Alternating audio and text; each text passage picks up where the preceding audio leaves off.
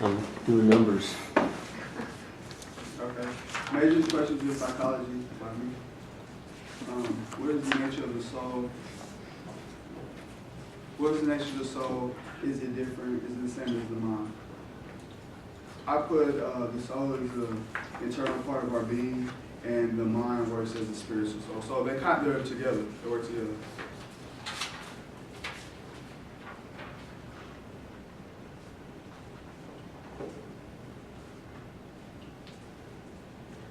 I put it together because if your mind is inheriting bad thoughts, you will eventually corrupt the soul. Like, so if you're thinking bad thoughts, or if you have like, so if you plan on robbing a bank, or like you want to get over on people or do stuff like that, you're corrupting your soul. So you probably, your soul won't go to heaven. What is the human nature at birth? How great heredity and environment plays in the development of a person? I put heredity is first because like you get your genetics and stuff from your family, like your facial features, different things like that, and environment plays second. So I think your environment kind of molds you to who you will be. What is the connection between the relationships of the physical brain, nervous system, and the soul? I put the brain is simply an organism of the human, organ of the human body that provides the mind with the ability to translate thoughts, feelings, attitudes, and beliefs.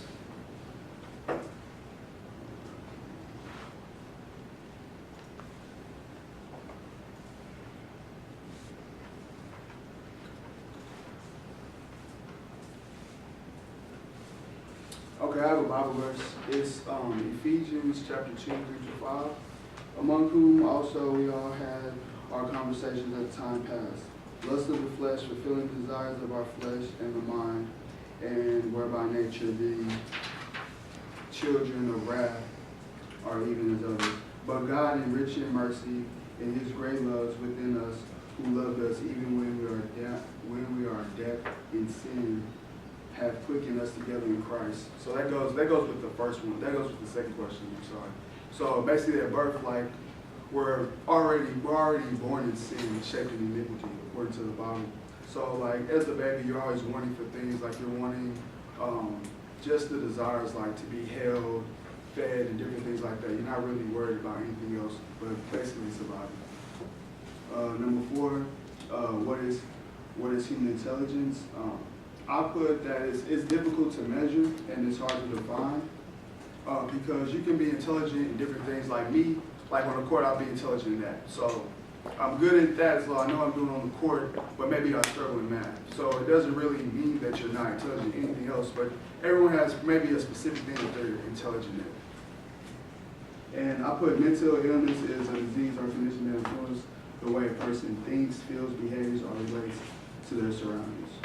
And number 5, what are the main functions and purposes of the psychology and psychological treatment? This is for the class participation part, so you can either pick, for shorthands, you pick A when I call it out. So the first one would be to better understand the mind / to learn new ways to make money.